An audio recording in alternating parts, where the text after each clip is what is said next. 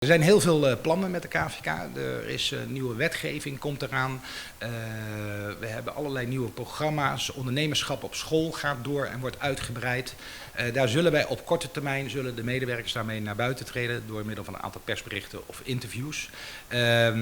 Maar het zal zeker een belangrijk jaar weer worden. En wij denken ook dat echt de tijd van de woorden zijn nu voorbij. Er moeten nu een beetje daden komen voor ons allemaal.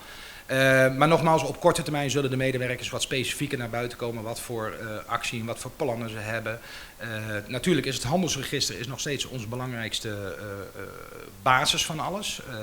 Daar zijn de meeste medewerkers ook mee bezig. Dat is ook van belang, een handelsregister.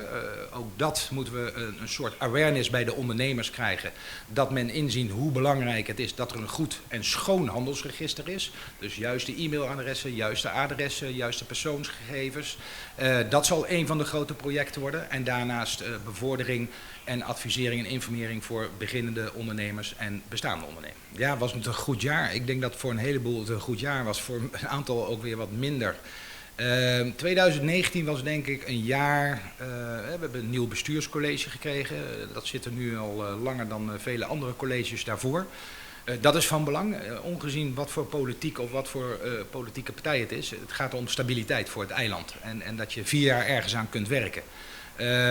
Ik denk dat daar ligt nog veel werk te verrichten. Dat is natuurlijk niet des Kamers van Koophandels, dat is ook niet des bevolkings, dat moet de politiek doen. Er is een bestuursakkoord.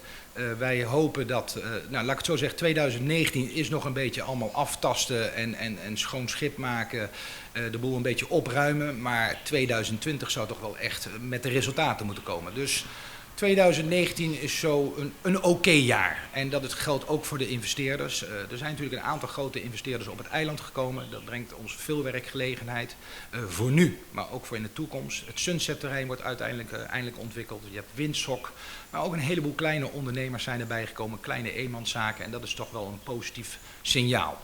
Dus het is een voldoende. Het is geen ruime voldoende. Laten we voor 2020 voor een ruime voldoende gaan.